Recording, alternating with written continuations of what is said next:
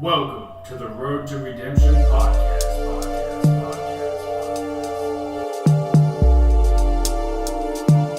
Welcome to the Road to Redemption podcast.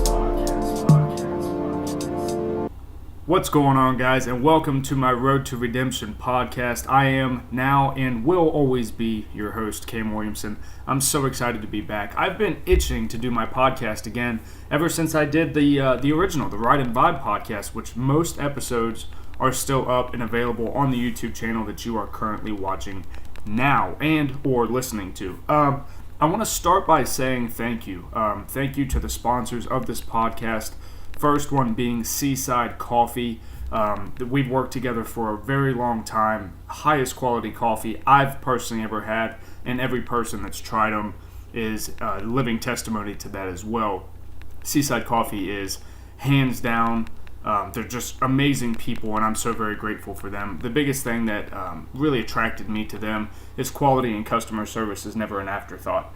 And also Ambition Threads clothing, where faith, hard work, and perseverance makes up a motivational lifestyle brand. I'm very, very thankful for both of those connections and relationships that I have with each one of them personally. And they are our sponsors for this podcast.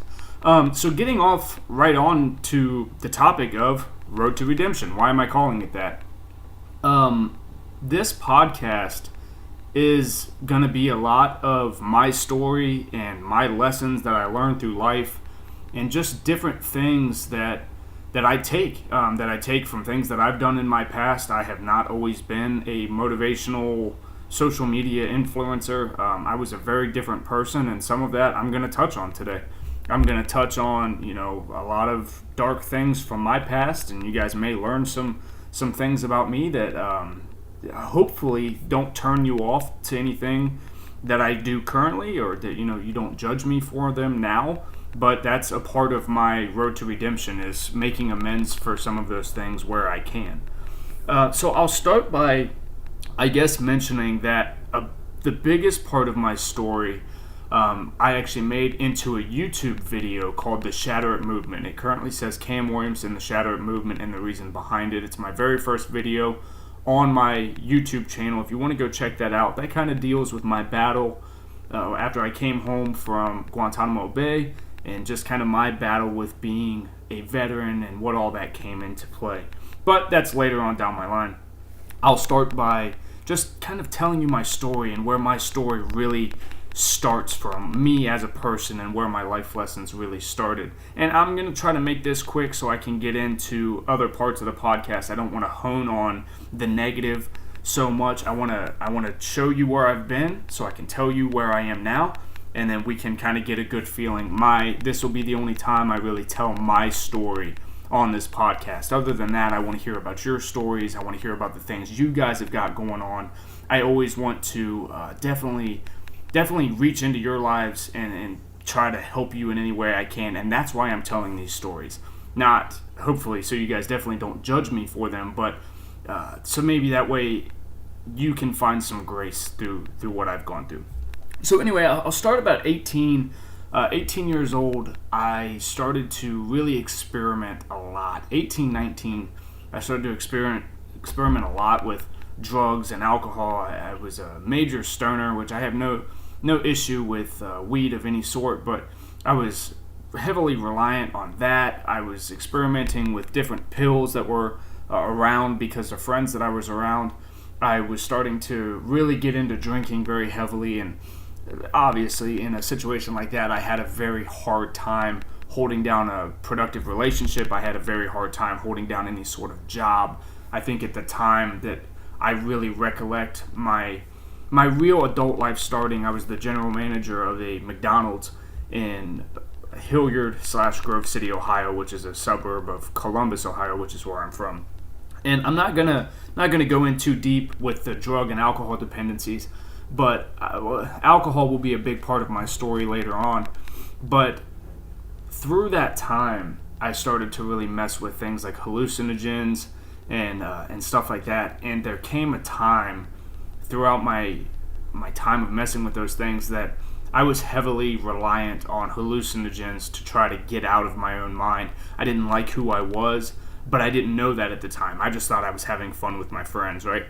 So I was heavily reliant on hallucinogens, and there was a time that I was so depressed after I was coming off a night of drinking and smoking and doing different pills and stuff like that, that I remember I took these hallucinogens that were called triple C's, which was some kind of cough medicine that if you take 16 to 18 of them, you will heavily hallucinate for about 8 to 10 hours. So I took this cough medicine in abundance, obviously, and then I remember right before it all kicked in, I started to panic. I was home alone. I didn't know what was going to happen. A trip is either good or bad. It's very, very shaky. You don't have a whole lot of control about that. But people who have ever dealt with any type of hallucinogens know that the worst thing you can do before it kicks in is panic. So I went into a full-on panic about what was going to happen, which caused me to severely freak out. I actually called my mother, told her I was in dire danger. I thought that I was going to die. I ended up spending a day or two in pretty much a state-funded detox facility where they were going to make sure I was okay. I wasn't going to do anything to myself. And that was kind of the last straw.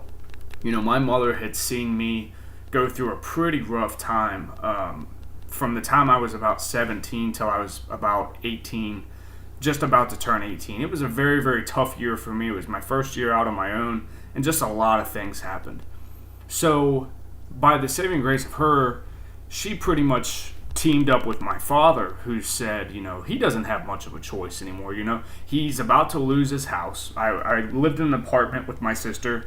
I think at the time, neither one of us were employed. I think I had lost my job because obviously I wasn't a functioning member of society.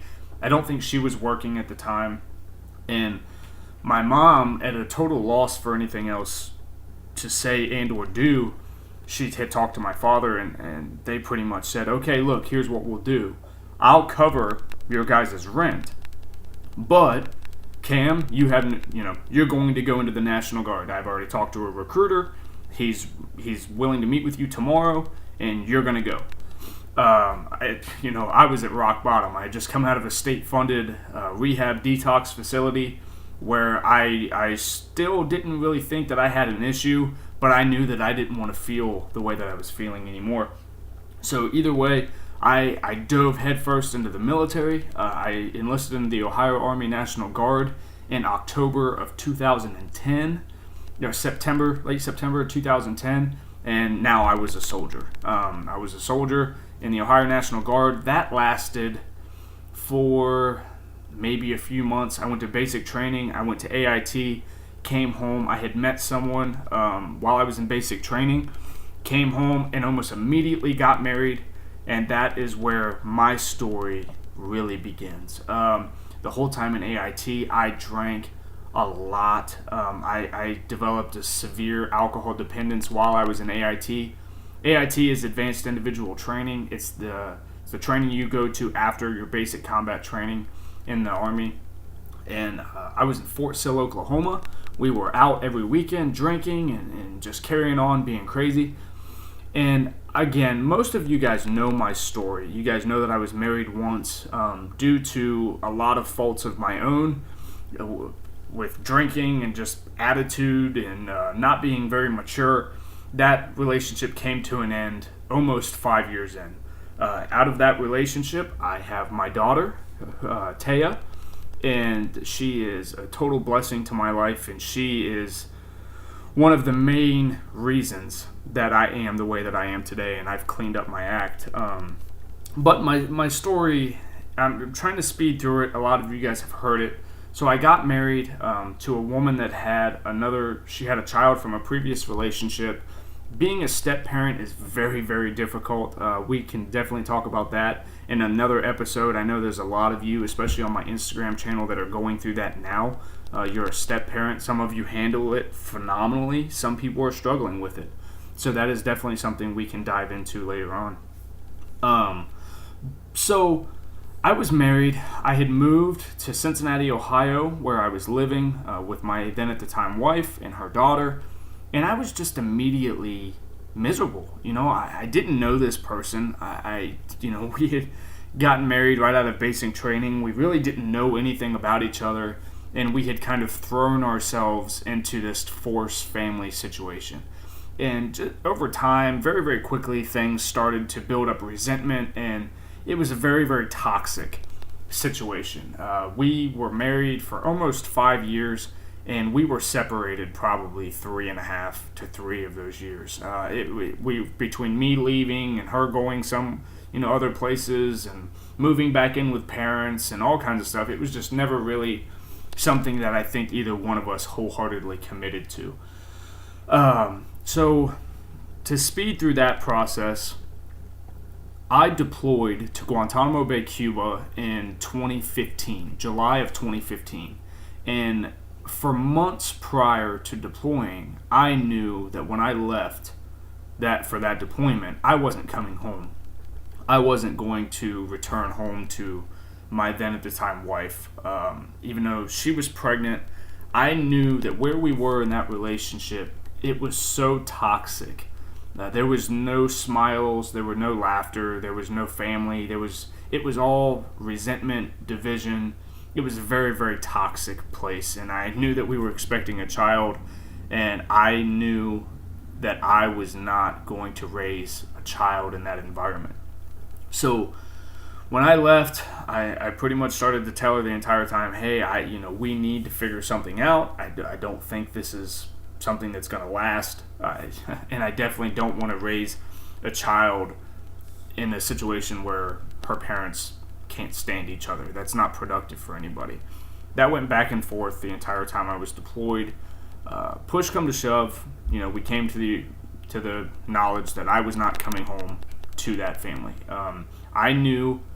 Now I want to stop here because this is a very, very important part of my story. If I speed through this, it's going to sound and be taken the incorrect way.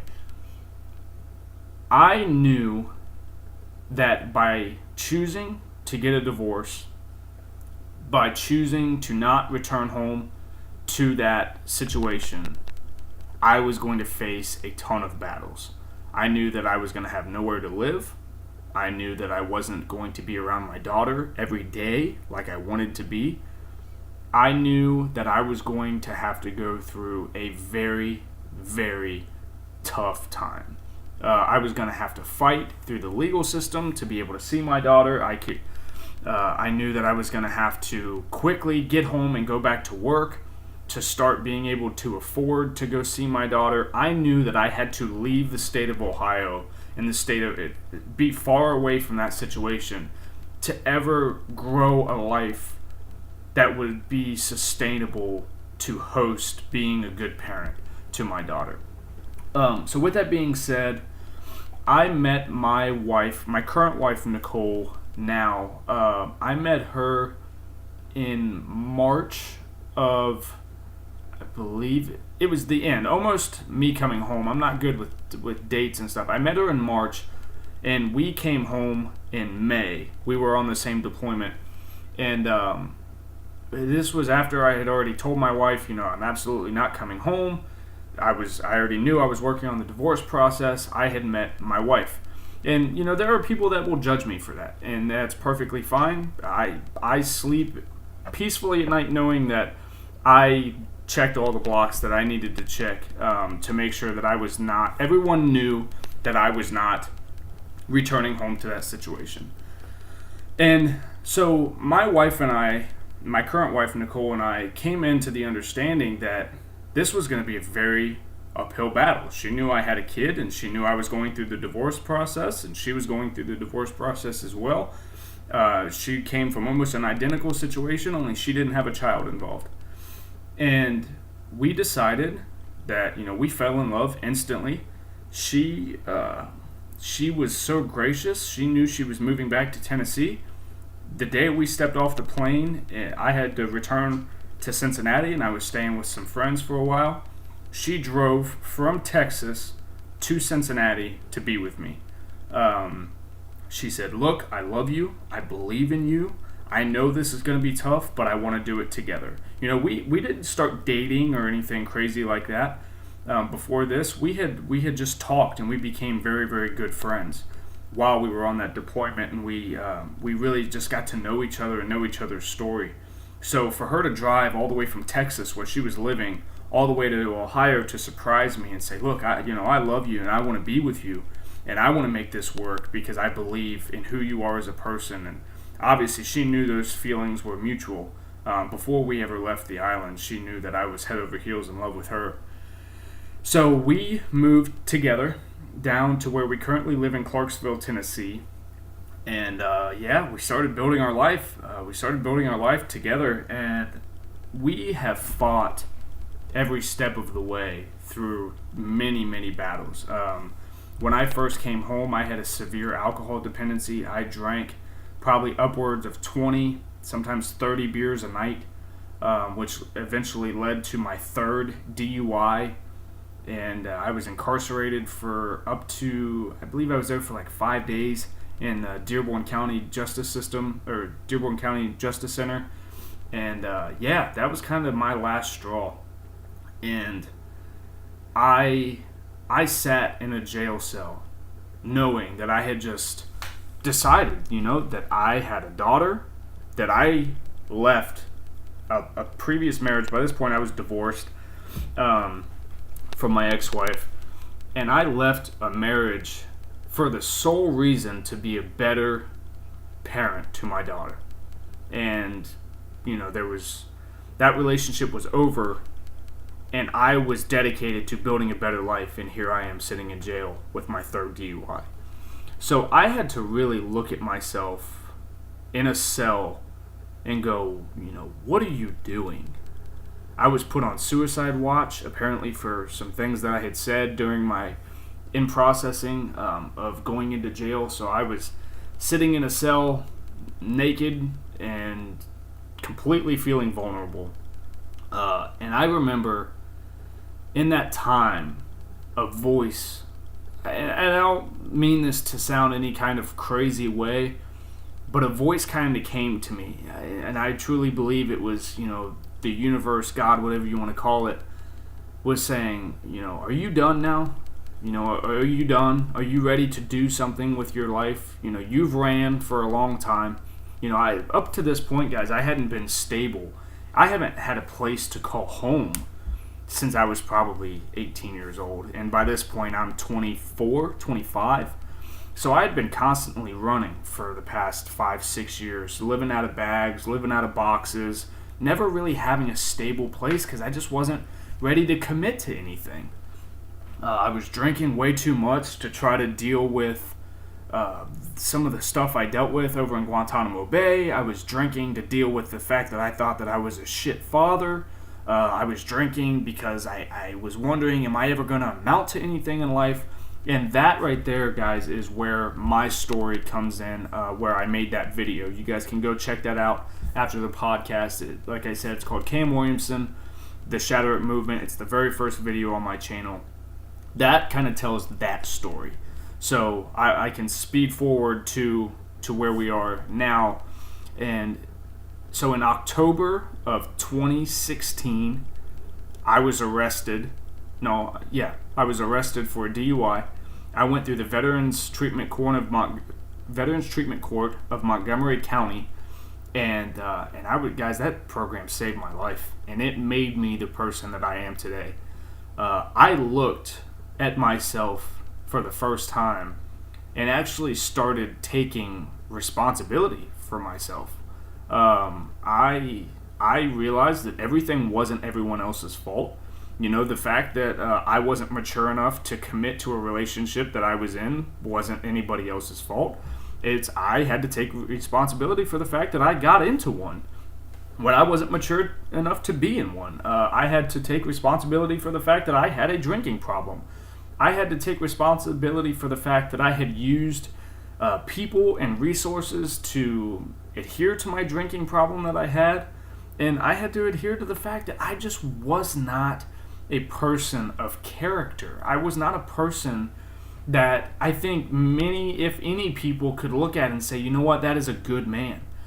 And I sat in jail and I committed to myself, if I ever get out of here, and you guys got to remember, I was looking at my third DUI. The minimum sentence on that one is usually, or the maximum, sentence for that one is 7 to 10 years in federal prison for a third DUI. So I had pretty much accepted that I'm going to prison. I just don't know how long. And my heart was broken. I knew I had failed my daughter. I knew I had failed this woman that I was madly in love with. For the first time, I was ready to commit to someone and commit to being a better person and building a life for this person. And I had ruined it because of drinking. So at that point, that voice came to me and said, are you done now? Are you really done? Because if you are, I will get you out of here. But you have to do something. You have to become a better person. And not just that, if I get you out of here, it is now it was so clear to me now that it was my destiny, it was my journey to help other people live their best lives possible, because people didn't have to hurt the way that I had hurt. People didn't have to go through life so miserable and so down on themselves and everything like that. I knew in that moment, sitting in that jail cell, that was my calling for my life. And almost not even hours later, I got a call saying, "Hey, your fiance, being Nicole, my now wife, she figured out you were in here. She hired a lawyer. You've got an arraignment, a virtual arraignment in like an hour." Went down, talked to my lawyer. He said, "You're getting out today.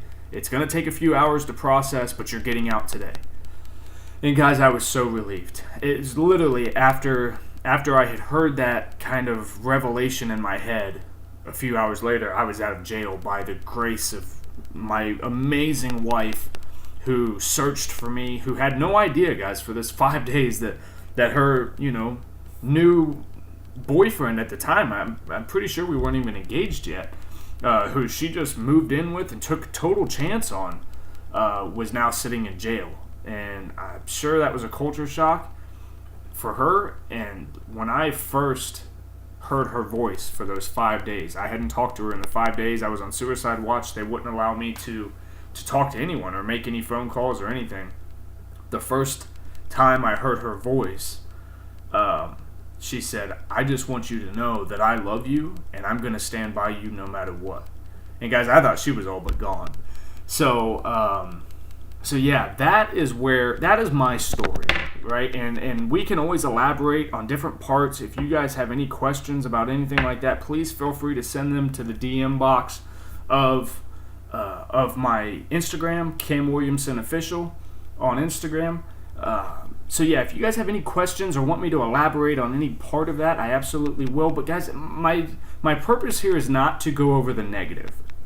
That's just, and I guarantee you, I didn't give you enough detail on all those situations. There's a lot that goes into every single one of those situations, including my upbringing, my relationship with quite a few different people, the way that I'm hardwired as a person. There's so many different situations. So I ask that you not judge myself or anyone else that I talked about in those situations, because there are a lot of finite details in there that I have not expressed just for the sake of time. I'm just trying to give you a snapshot of kind of what brought me to where I am now. So now, what I have done, where I currently sit now, in October in 2018, I will be 2 years sober and no alcohol at all. I am actually, today is April 23rd. Tomorrow, I go to court for a custody hearing. I actually filed for contempt of court because I'm supposed to be able to see my daughter every other weekend, and that has not been happening. So I'm actually going through the process now of getting, trying to get way more visitation than I have currently with my daughter. Guys, I am on a track in life now that I think anybody that knows me and actually knows me and follows my journey would say that they're proud of me. And that I say that humbly because I could not be here on my own. I have so many people that have been in my corner and that have helped me through this process. But why I called this podcast my Road to Redemption podcast is because, guys, I feel like I said, while I was sitting in that jail cell, it's my job, it's my destiny to take people's lives that may be broken and may be crumbled, and they may be in a mental state of depression, anxiety, PTSD, alcohol dependency, drug dependency, and, happy marriages, poor marriages, parents, non-parents. I feel like it's my job to motivate people and inspire people with my story. So that way people know that there's others out there like them. Because that was one of my biggest things, is I thought I was the only one that was this much of a wreck. That was this much of just a piece of shit person, honestly, guys. It's hard to really say it any other way, because that's what I felt like. And looking back now, I mean, it's easy to look back in hindsight and say, yeah, I wasn't a very good person, but we all make the best decisions we can with the situations we're in and with the maturity levels that we're at the time. I mean, I was a young kid. Now, I'll be 27 this year. Holy crap. I'll be 27 this year in February. And to think back of who I was at 21, 20, 19, that's insanity. To think of just the maturity level differences. So, as you guys know, my biggest platform and what I try to motivate people through the most is my fitness platform. I am addicted to fitness. I'm a personal trainer. I love everything about fitness. That's who I am as a person. Fitness is to my core. That's my passion. That and helping people. So, guys, like I said, I want this podcast to be uplifting. Sometimes we're going to go low so we can bring it back high. That's what my story is about. I was in a low place, but now I'm up. And that's through a lot of hard work, a lot of forcing myself to self-assess, to having great people around me. That was one of my biggest things that really changed my life, is when I actually had supportive, loving people around me. That said, and honestly, some people that were ready to be very real, guys. My wife plays no games with me. My wife will tell me, dude, you're messing up. And that's what she said when I got out of jail. She said, you know what, dude, you messed up. You're done. Just so you know, you cannot handle alcohol. You're done with it. So if you ever decide to go that route again, you can just know that you're doing it on your own. That's her only constituent, is you're not putting me through that again. And, she tells me now, dude, you're messing up. You need to do this. You need to do that. Not in a pushy way, but in a supportive way. Hey, you need to file for this. You need to file for more visitation for your daughter. You need to do these things. She keeps me in check, guys, when I'm down on myself. And, that's the thing. I don't need yes men around me. I keep people around me that tell me how it is. But at the same time, I keep people around me that celebrate in my accomplishments. I keep people around me that keep me very, very humbled and keep me very, very encouraged, and who believe in me. Guys, currently in my life, I don't bring in a whole lot of money. Most of my money goes to child support. And my wife, every single time I tell her, I'm almost done with this Instagram thing. I'm almost done with trying to make a big difference in this platform. She goes, no, you are not. You've come too far. There's people that count on you. You've got to keep going. This isn't about you anymore. This is about all the people that need you and that need to hear this story. So, guys, that's my road to redemption. My only way to make up for the person I have been in my past is to not be that person anymore, and to help positively impact other people's lives. So that's why I'm here. That's what this podcast is going to be about. When you guys are going through things in life, I want to hear about them. And if you trust me enough to send them in to me, I will definitely give you my thoughts and how I would handle them, and what I know to be true about life, and how I've overcome, guys. I've overcome drug addictions and alcohol addictions, and feeling like you were supposed to be in love with somebody and finding out that you never even knew what love was until, you meet this other person who just changes your entire life. Guys, in 26 years of life, I have been through more than I can honestly say some people have been in through an entire lifetime. But I put myself in a lot of those situations. So I've been around the corner. I know a lot of people that are listening are probably like, oh, I'm 40, 50 years old. What would this guy know? I know a lot about I put myself in some crazy situations, guys. So if you trust me enough, please always send your life situations in to me, and I will help as much as I can. Yeah. So anyway, let's jump into it. I did get a few questions, and these are going to be all over the board. So we have some questions. This will be about fitness. This podcast will be about fitness as well. I got some about fitness. I got some about life. So let's jump into the questions. Everybody that sent in a question had said that they were okay with being identified. So the very first question I got was from my brother, who, not my actual brother. I don't have a biological brother. I call him my brother, gbcam_black on Instagram. This guy has been with me, supported me from the very beginning. He's always been a true supporter of mine and a true friend. So Cam, I want to thank you for that, brother. His name is Cam Black. He goes by gbcam_black on Instagram.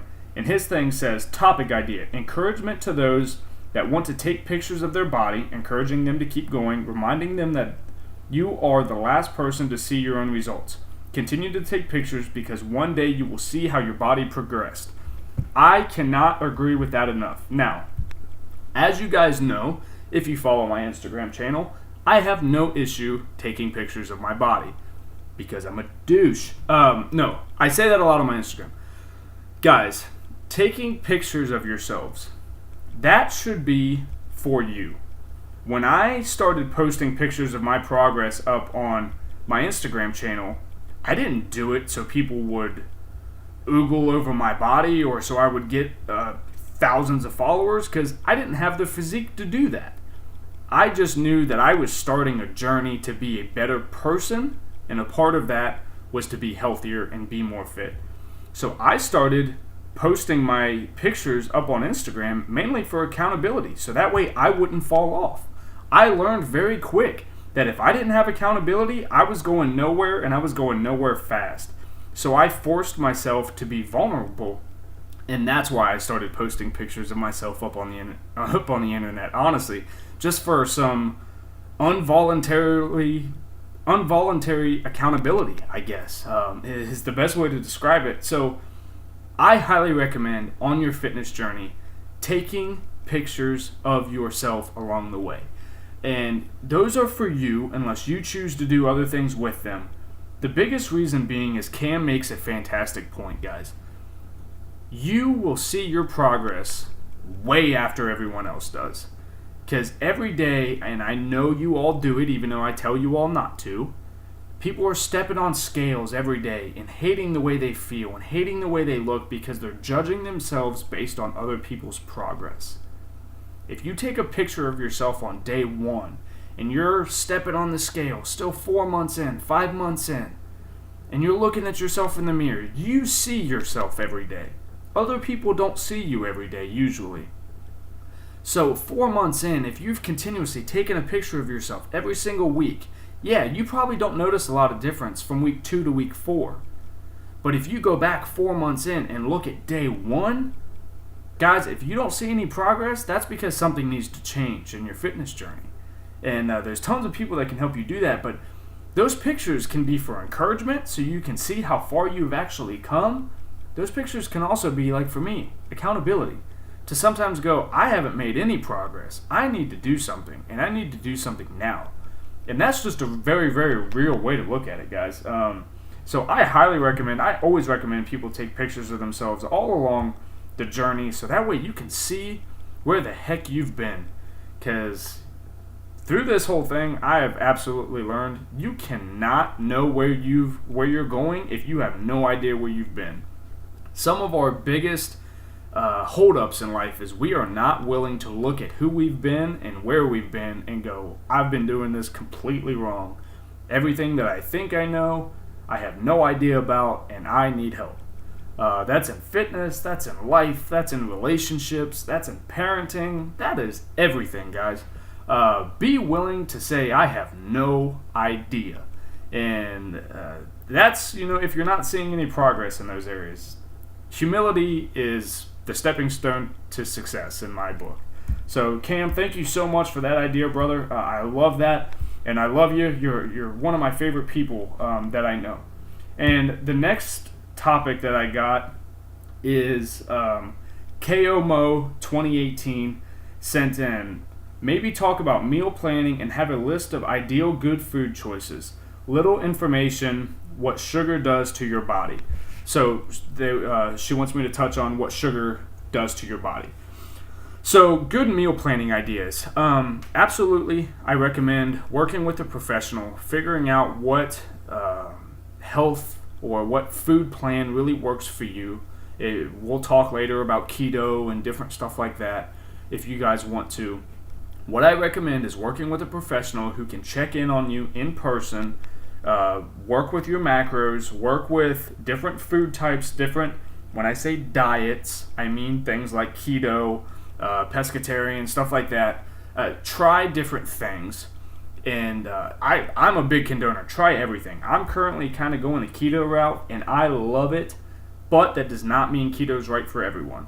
So, with meal planning, work with a trusted professional. Absolutely. Always someone you trust and who is actually a professional. My biggest hiccup when I first started meal planning was trying to meal prep too much. I figured out for me that if I tried to cook for a 7-day period, tried to cook for an entire week's worth of food, it would be too overwhelming. A lot of food would go to waste. I would forget that I had it in the refrigerator. I would forget to grab it before walking out the door. So what I started doing was I prep on Sunday nights and I prep all the way through Wednesday. So I prep for about 3 days worth of food. That seems to work for me. It's not so overwhelming. It's not so time consuming at nights, on Sunday nights when I try to meal prep. That's been the biggest one for me. Good foods, I'm going to leave that one alone just because obviously, proteins are always amazing. You can get proteins from chicken, ground turkey. I'm kind of staying away from red meat at the current moment. Good fats, you always want to have good fats in your diet, especially if you're going keto. And then what she talked about too was sugar. So let's talk about sugar. For me personally, what I try and what I preach to stay away from is added sugars. Added sugars are things like high fructose corn syrup, stuff like that. Just, you know what they are, the candies, the sodas, stuff like that. Now guys, there are good sugars. There's natural sugars in fruit and stuff like that. Those are good. I love my fruits before and after my workouts. Sugar is a big thing that plays with your insulin. Insulin control and insulin management is massive for not ending up with diabetes. Your insulin plays a big part into your workouts and how they're being affected. Those are all good things that sugars can do. But at the same time, if you're putting, bad sugars or added sugars, or some people call them empty sugars, empty calories as well, those are not good. Those are going to negatively affect your body and your performance in the gym and stuff like that. Sugar contains a ton of calories, guys, with no real essential nutrition. Now that is, again, added sugars. So be very, very careful about that. Sugars is something that our body craves. If you've gone from drinking 12, Mountain Dews a day, and you eat all kinds of, I call them fatty cakes, donuts and cupcakes and stuff like that, your body is literally craving those added sugars like a drug. So to end that on one day is just probably not going to happen. You got to kind of taper yourself off, or else your cravings are going to be ridiculous and you'll end up binging after 2 days. But as you guys know, you've heard it 1,000 times. Added sugars definitely lead to like tooth decay and all kinds of not fun stuff. So you definitely don't want to do that. Sugars, and when I'm saying sugars now, I mean it in added sugars and the bad stuff. It absolutely does a toll on your liver. You got to be very, very careful on that for your glucose and your fructose and stuff like that. You definitely got to be careful as to how those things affect your body. And I don't want to go too scientific with it.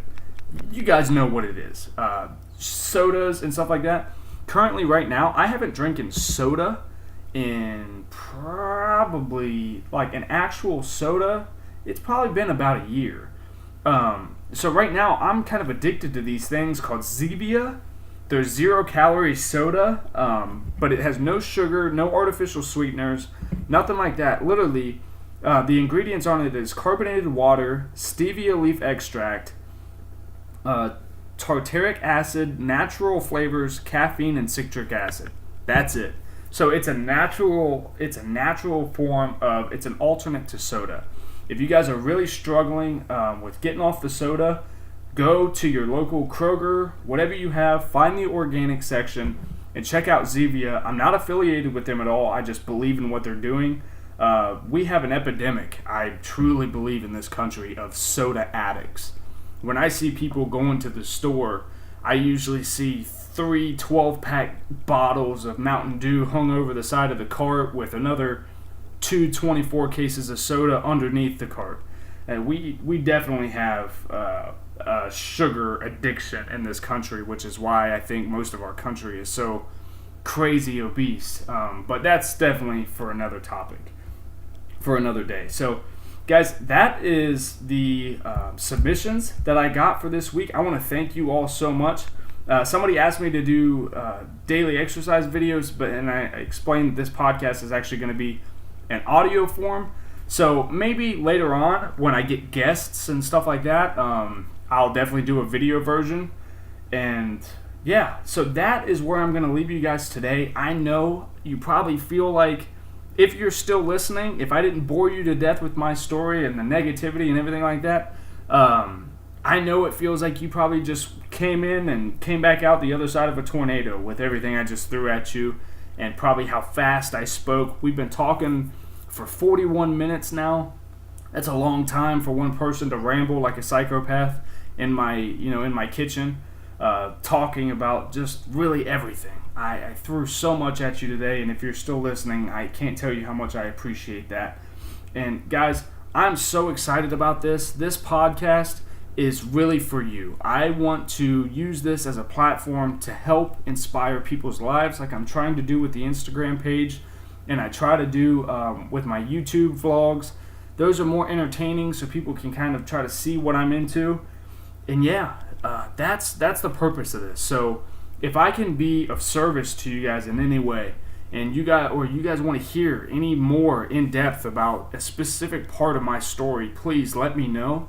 I'm an open book. You guys know that.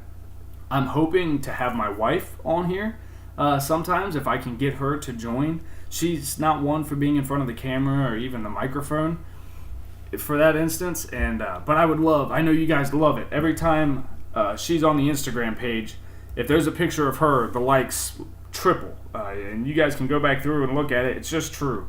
Every time she's in the picture, the likes are up in the thousands. So I know you guys love her. We're expecting our daughter, Olivia Evelyn, in October. Could not be more excited about that. Please send positive vibes my way for the hearing tomorrow. I'm going to post this tonight, so you guys will all get to hear that. So there will definitely be a follow-up podcast on that. I'm going to try to do these very regularly if you guys like them. I'm sure some of this is going to come off as me kind of rambling. Be easy on me for the first time. Like I said, please try not to cast any judgment on my story or anybody involved just because I wasn't able to dig super deep into the details. I can always elaborate on parts that you guys want more clarification on. Like I said, I'm an open book. But to kind of cap this whole podcast off, I want to thank you guys. It's been almost 45 minutes. If you're still listening, gosh, I hope you know how much I appreciate you. Please, if you guys, the biggest recommendation I can make is if you're going to plan on listening to these podcasts, definitely go ahead and just do YouTube Red. It's so much easier because you can close your apps while you're listening to stuff. You can continue to use your phone. You can stop it and start it without having to restart the whole video again. YouTube Red has been my saving grace, and I'm not sponsored by them, or they're not telling me to say that. It's just a helpful tip so you can still go on about your life while you're listening to these longer podcasts. And then also, guys, please stay involved. I want to ask you as a favor to stay involved. The more content you guys give me and the more you guys give me feedback, the better this podcast will be and the more it'll be our podcast. Other than that, I'll touch on any topic you guys want. I really don't have any boundaries. I try to keep it as positive and upbeat as possible, but sometimes we're going to talk about life. Life cannot always be very positive and upbeat. I love you guys so very much. I hope you all know that. I hope you enjoyed this podcast. I can't wait to try to figure out new things and get guests on here and watch this podcast evolve and grow, because I love doing it. And the other thing I want to encourage you guys when it comes to podcasts and social media, I get this question a lot. That, it's always, Cam, how do you do it? How are you so comfortable talking? I've been talking for almost an hour in an empty room by myself where nobody else is here. Guys, if this is something you want to do, podcast or social media or whatever, the best way to do it is to do it. To sit down. It's not going to be pretty. It's not going to be perfect. There's a lot that I'm leaving open and vulnerable right now for people to think I'm a total asshole in some situations of my story because I didn't elaborate. But guys, you have to be willing to be vulnerable to make progress, and that's why I leave myself open to saying, if you guys need any elaboration on anything or you want to know more about different things, please always tell me. I'm not a horrible person, I hope. And nobody in my life or in my past is a horrible person either. It's just all a part of our journey, and we all just happen to cross paths. So with social media, you just have to be vulnerable. You have to be willing to not care what other people think. And you honestly just have to be truthful. If you're being honest, the truth will always come across. I really do believe that, and that has found to be my experience this whole time. Guys, I love you so much. Thank you so very much for listening to the first episode of the Road to Redemption podcast. Like I said, we are brought to you by Seaside Coffee, where quality and customer service is never an afterthought, and Ambition Threads Co. Faith, hope, and perseverance makes for a motivational lifestyle bread. Guys, I love you so much. Have an amazing start to your week. Today's Monday. You got the rest of the week to kill it. I'll talk to you guys later. Have a great day.